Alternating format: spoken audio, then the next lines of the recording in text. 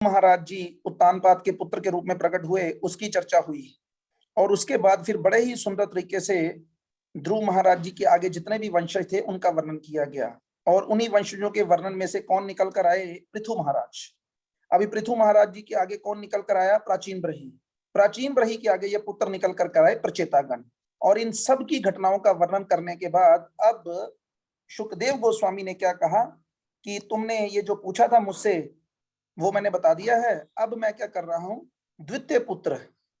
कौन सा पुत्र? प्रियव्रत महाराज। ये 5वें स्कंद में ये घटना को शुरू किया जाएगा।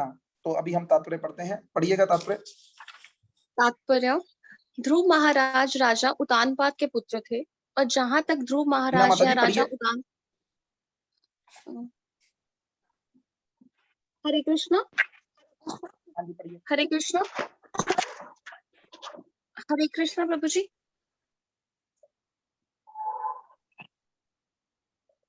हरे कृष्ण प्रभु जी। माता जी बोलिए। आवाज आ रही है ना? हाँ जी आ रही है। हाँ जी। तात्पर्य: ध्रुव महाराज राजा उतानपाद के पुत्र थे, और जहां तक ध्रुव महाराज या राजा उतानपाद के वंशजों का संबंध है, उनके कार्यकलापों का वर्णन प्रचेताओं तक किया जा चुका है। अब श्री शुकदेव गोस्वामी स्वयंभू मनु के द्वितीय पुत्र महाराज प्रियव्रत के वंशजों का वर्णन करना चाहते हैं। ठीक है, आप रख सकते हैं। हाँ जी, हरे कृष्ण। रागा प्रभु आप पढ़िएगा। हरे कृष्णा प्रभु जी। यद्यपि महाराज प्रियव्रत ने नारद मुनि से उपदेश प्राप्त किया था, तो भी वह पृथ्वी पर राज्य करना में संलग्न हुए। भौतिक संपत्ति का पूर्ण भोग चुकने के बाद उन्होंने उसे अपने पुत्रों में बांट दिया। तब उन्होंने वह पद प्राप्त हुआ जिससे वह भगवत धाम को लौट सके। समय लगी कुछ? हाँ जी प्रभु जी। क्या समय लगी? कि महाराज प्रियव्रत ने उनसे उपदेश प्राप्त कर लिया नारद मुनि से, पर पृथ्वी फिर भी प्रभु जी वो पृथ्वी पे राज्य तो कर ही रहे थे ना प्रियव्रत महाराज? नहीं, इसका क्या मतलब है कि नारद मुनि ने क्या किया, जब राजा प्रियव्रत को उपदेश दिया ना तो वो ब्रह्मचारी बन गए। हाँ जी। वो प्रियव्रत जो थे, जो कि उत्तानपाद के पुत्र थे और उत्तानपाद के भाई थे, वो क्या बन गए? वो ब्रह्मचारी बन गए, सन्यासी बन गए। और कहाँ चले गए? जंगल में चले गए।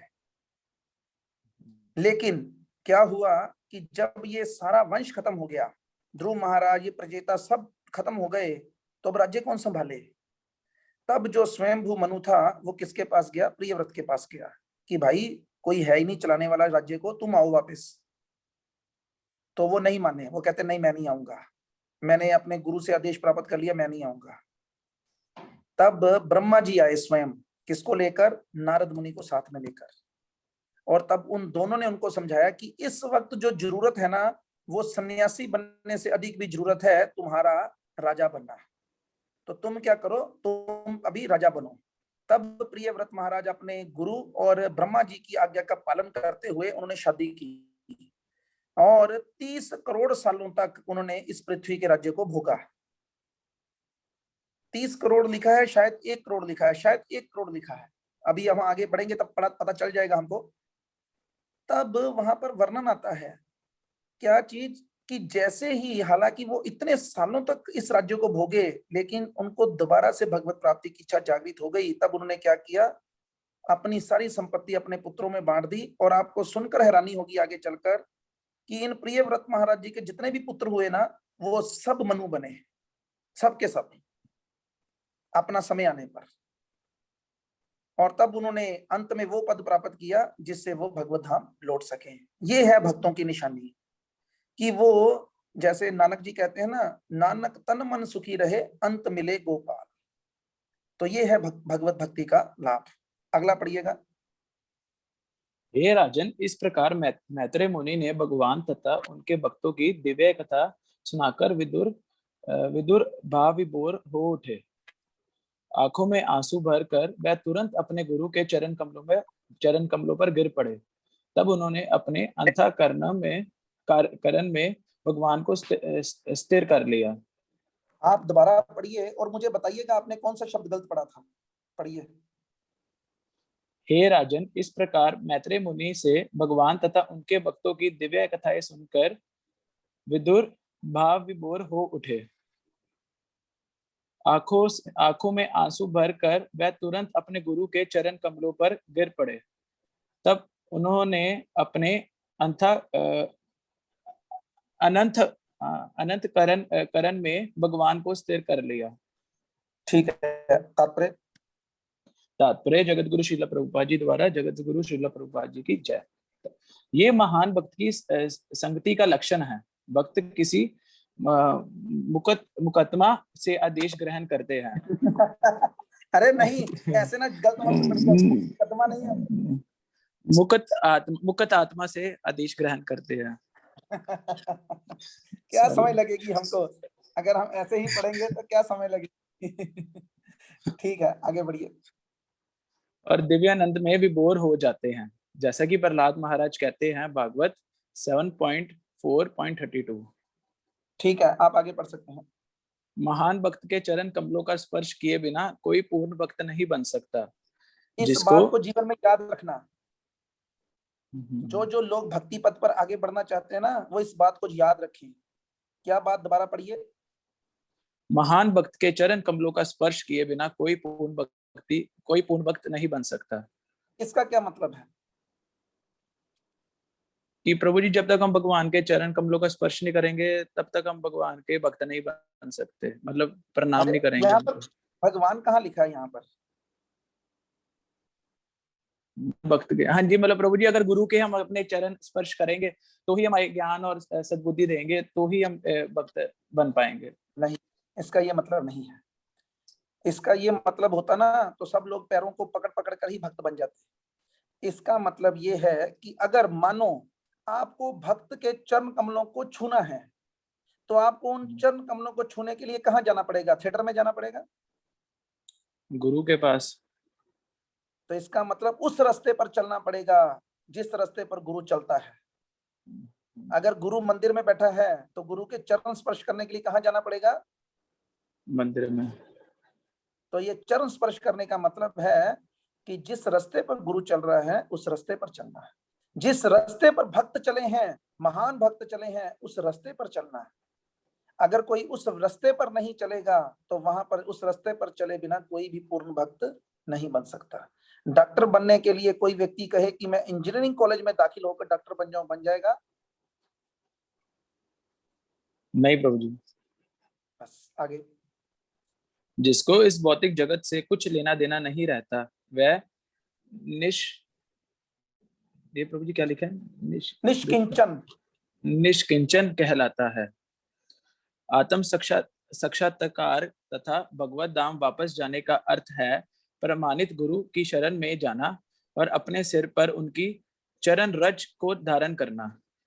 इस प्रकार मनुष्य दिव्य साक्षात्कार के पथ पर आगे बढ़ जाता है। विदुर का मैत्रेय से ऐसा ही संबंध था, फलता उसे वांछित फल मिला। हाँ, तो इस प्रकार से वांछित फल प्राप्त करने के लिए क्या करना होता है? भक्तों से दोस्ती करनी चाहिए। हम लोग क्या करते हैं, हम इस दुनिया में तो बहुत दोस्ती निभाते हैं, लेकिन भक्तों के साथ दोस्ती निभाने में हमें थोड़ी दर्द होनी शुरू हो जाती है। अपने दोस्तों के साथ पार्टी में जाएं तो वहां पर 1000, 2000, 10,000 खर्च हो जाए तो परवाह नहीं करते, लेकिन भक्तों के ऊपर कहीं 2-4 हजार भी खर्च करना पड़ जाए तो हमारे पेट में दर्द होनी शुरू हो जाती है। तो इसलिए ये ठीक नहीं है। लेकिन फिर भी यहाँ पर शास्त्रों के शब्द हैं, इनको जो पालन करेगा उसको उतना ही लाभ अवश्य मिलेगा। ठीक है, आप रख सकते हैं। अभिनंदन प्रभु, आप पढ़िए। हरे कृष्णा प्रभु जी। हरे कृष्णा। मैं चाहता हूँ आज ये चैप्टर खत्म हो जाए, 2-3 श्लोक ही पढ़ दीजिए जरा। विदुर ने कहा, हे महान योगी, हे भक्तों में सर्वोत्तम, आपने अपनी अहेतुकी कृपा से मुझे इस अंधकार में संसार से मोक्ष का पथ प्रदर्शित किया है। इस भौतिक संसार से मुक्त पुरुष इस पथ पर चलकर इस संसार से श्री भगवान के धाम को वापस जा सकता है। तात्पर्य, जब भी ये जो गुरु है ना, ये क्या करता है, अंधकार रूपी संसार से क्या करता है, ज्ञान का प्रकाश देकर हमारे पथ को प्रदर्शित करते हैं। अगर अंधेरे में चलेंगे ना तो रास्ता नजर नहीं आता, लेकिन अगर प्रकाश हो तो पगडंडी से होकर भी व्यक्ति रास्ते पर चल जाता है। तो इसी प्रकार गुरु का यही कार्य है। हाँ जी, आगे। तात्पर्य, जगत गुरु शिला प्रभुपाद की जय। ये भौतिक संसार तमा या अंधकार कहलाता है और आध्यात्मिक जगत प्रकाश कहलाता है। वेदों का आदेश है कि प्रत्येक व्यक्ति को अंधकार से निकलकर प्रकाश के साम्राज्य में जाने का प्रयास करना चाहिए। उस प्रकाश के साम्राज्य की जानकारी सब रूप सिद्ध व्यक्ति की कृपा से प्राप्त की जा सकती है। मनुष्य को सभी भौतिक इच्छाओं का परित्याग भी करना होता है। इन इच्छाओं से छुटकारा पाते ही तथा मुक्त पुरुष की संगति पाने से भगवत धाम जाने का मार्ग साफ हो जाता है। तो ये बातें हमने भगवत गीता में बड़े अच्छे से सीखने का प्रयास किया है कि व्यक्ति को क्या करना पड़ेगा, सकाम कर्मों की इच्छा को छोड़कर निष्काम कर्म की तरफ आगे बढ़ना पड़ेगा, भक्ति की तरफ आगे बढ़ना पड़ेगा। जब तक कोई व्यक्ति भक्ति के मार्ग पर आगे नहीं बढ़ेगा तब तक ये रास्ता साफ नहीं हो सकता। ठीक है, पढ़िएगा आगे। श्री शुकदेव गोस्वामी ने कहा, इस प्रकार श्री मैत्रेय मुनि को नमस्कार करके और उनसे अनुमति लेकर भौतिक इच्छाओं से रहित विदुर ने अपने परिजनों से मिलने हेतु हस्तिनापुर के लिए प्रस्थान किया। तात्पर्य, जगत गुरु शिला प्रभुपाद की जय। जब संत पुरुष अपने परिजनों से मिलना चाहते हैं तो उनके मन में उनसे मिलने की भौतिक इच्छा नहीं रहती। वे उन्हें केवल ऐसे उपदेश देना चाहते हैं जिससे वे लोग लाभान्वित हो सकें।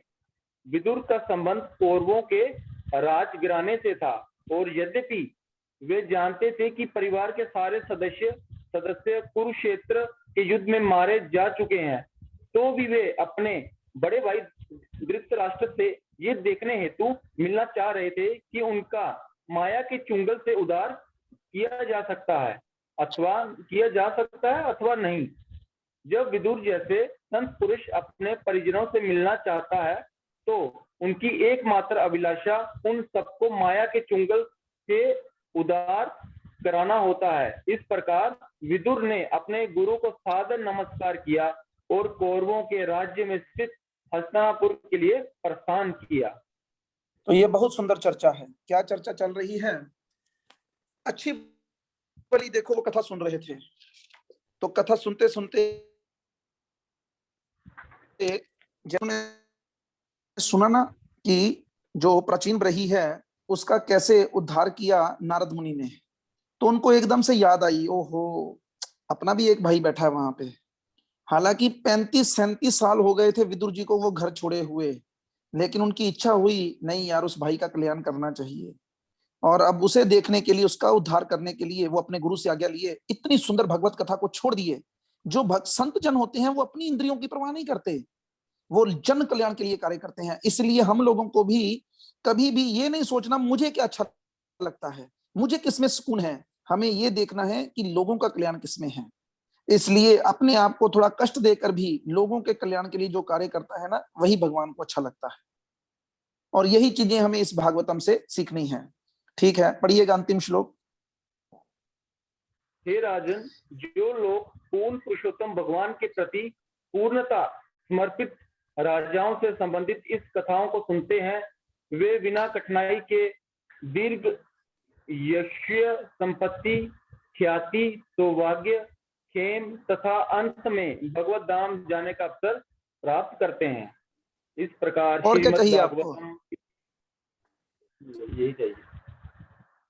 देखो, और अब वो क्या कह रहे हैं कि जो व्यक्ति, हे राजन, जो लोग श्री भगवान के प्रति पूर्णतः समर्पित राजाओं से संबंधित इन कथाओं को सुनते हैं। अभी हम समर्पित नहीं हैं, लेकिन हमने ऐसी कथाएं सुनी तो क्या होता है, कहते हैं उनको बिना कठिनाई से क्या मिल जाता है, दीर्घायु मिल जाती है, संपत्ति मिल जाती है, ख्याति मिल जाती है, सौभाग्य मिल जाता है, और अंत में क्या मिल जाता है? भगवताम। लेकिन हम जो काम कर रहे हैं ना, उससे ना तो हमें ख्याति मिल रही है, ना हमें सौभाग्य मिल रहा है, ना कुछ मिल रहा है, और अंत में नरक के दर्शन तो पक्का ही होंगे।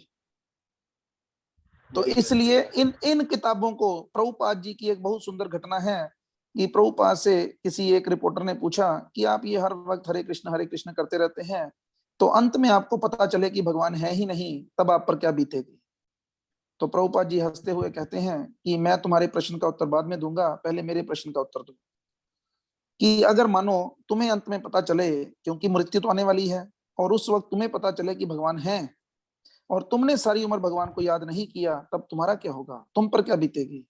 तो वो रिपोर्टर चुप हो गई, या हो गया। तब प्रभुपाद जी कहते हैं, मुझे पता है तुम्हारे पास उत्तर नहीं है, अब मेरा उत्तर सुनो। मेरा उत्तर ये है कि हम लोग ये हरे कृष्ण महामंत्र का जप और कीर्तन कर रहे हैं ना, तो इस जप और कीर्तन करने में हमें कोई उदासी नहीं है, कोई कमी नहीं है। हम बढ़िया खा रहे हैं, बढ़िया पी रहे हैं, और बढ़िया सो रहे हैं, और आनंद का जीवन जी रहे हैं, इसमें कोई भी कमी नहीं है। और अंत में हमें पता चला कि भगवान नहीं है, तो हमें कोई नुकसान नहीं। इसलिए हम लोग भी, मैं अपनी प्रैक्टिकली इस घटना को बता सकता हूं, और आप लोग भी, अभिनंदन प्रभु भी, और भी जो भक्त लोग नए पुराने सुन रहे हैं, नए नहीं, उन सब ने प्रैक्टिकल अनुभव किया है। आप इस डॉक्टरी पेशे में कब से हैं? जी मैंने 2014 से मैंने क्लिनिक स्टार्ट किया। ठीक है, तो लगभग 7 साल हो गए। तो आपको ये भक्ति की लाइन में लगे अभी 1.5-2 साल ही हुए हैं, जो मेरा दिमाग कहता है। जी दिसंबर पिछले लॉकडाउन में शुरू किया। हाँ, जब उसने क्या, अनव ने जब क्लास शुरू की थी, ठीक है ना। तो देखो, क्या इन 7-8 महीनों में, या 4-5 महीनों में, या साल 1.5 साल में, क्या आपको अपने अंदर अंतर नहीं महसूस हो रहा? क्या आपने अपनी क्लिनिक बंद कर दी है? क्लिनिक आज भी चल रही है, ठीक है ना। तो इसलिए ये प्रैक्टिकल है आपके लिए। तो इस प्रकार श्रीमद् भागवतम के चतुस्कंद के अंतर्गत प्रचेताओं को नारद का उपदेश नामक 31वें अध्याय के भक्ति वेदांत तात्पर्य पूर्ण हुए। तो आज शिला प्रभुपाद जी की कृपा से, सदगुरु देव महाराज जी की कृपा से हम ये चौथे स्कंद को पूर्ण करने में कामयाब हुए हैं। शिला प्रभुपाद हमें इसी प्रकार से शक्ति दें कि हम उनके द्वारा रचित ये 12 स्कंदों की श्रीमद् भागवतम को शीघ्र, अतिशीघ्र, कम से कम सुनने का ही प्रयास कर सकें। ऐसे आशीर्वाद की याचना करते हुए मैं वाणी को विराम देता हूं। आप सब लोगों का बहुत बहुत धन्यवाद। सुबह मिलेंगे 7:15 बजे श्रीमद् भगवद गीता के पहले अध्याय के साथ। हरे कृष्णा।